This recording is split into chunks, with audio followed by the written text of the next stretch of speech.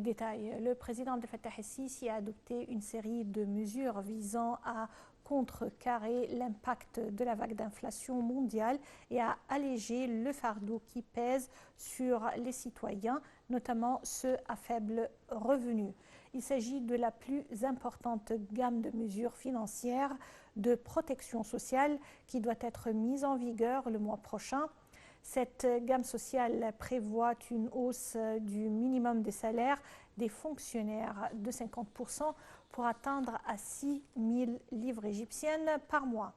Le président Al-Sisi a également ordonné d'augmenter le salaire des fonctionnaires de l'État et des institutions économiques entre 1 000 et 1 200 livres égyptiennes par mois selon la hiérarchie de la fonction publique.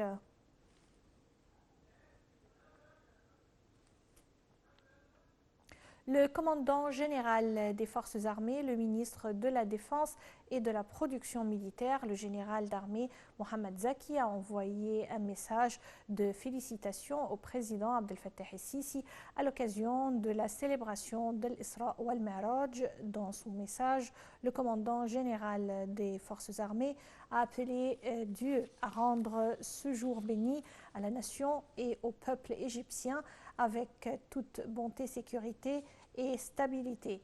À cette occasion, le général d'armée Mohamed Zaki a retransmis les félicitations des hommes des forces armées au président Al-Sisi, soulignant leur croyance absolue dans les nobles valeurs que le prophète Mohammed nous a laissées pour défendre et préserver la nation. Par ailleurs, le chef d'état-major des forces armées, le général Houssem Askar, a envoyé un message de félicitations au chef de l'État à l'occasion de la célébration d'Al-Isra wal Mi'raj, lui souhaitant les meilleurs vœux.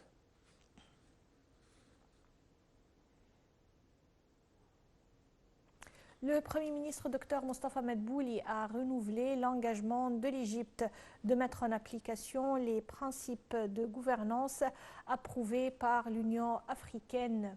Dr Madbouli s'exprimait lors de son allocution prononcée au nom du président Abdel Fattah el-Sisi lors du 33e forum des chefs d'État et de gouvernement membres du mécanisme africain d'évaluation par les pairs qui a eu lieu virtuellement. Dr Madbouli a ajouté que l'Égypte a adopté une approche globale et intégrée de la lutte contre le terrorisme fondée sur les dimensions de sécurité et de développement. Le Premier ministre a également souligné que l'Égypte a entamé la mise en œuvre de la deuxième phase des réformes économiques 2021-2024 pour continuer à évoluer vers une économie diversifiée capable de rivaliser et d'absorber les chocs extérieurs tout en réalisant une croissance équilibrée, verte et globale conformément à la stratégie nationale de développement durable.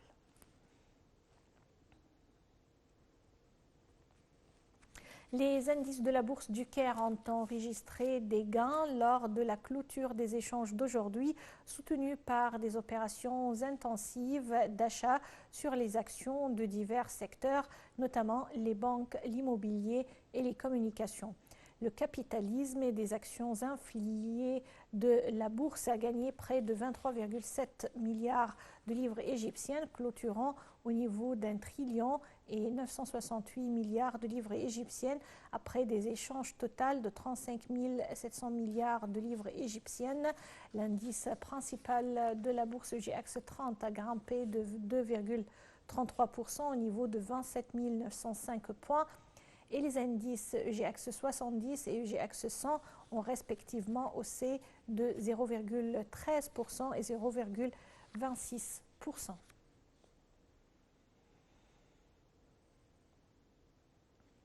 L'Égypte a appelé Israël et les Palestiniens à montrer plus de souplesse pour obtenir un apaisement à la bande de Gaza. Une source responsable a souligné que l'Égypte déployait des efforts intensifs pour aboutir à une trêve entre les deux parties en conflit, libérer les prisonniers et mettre fin à la crise humanitaire à la bande de Gaza.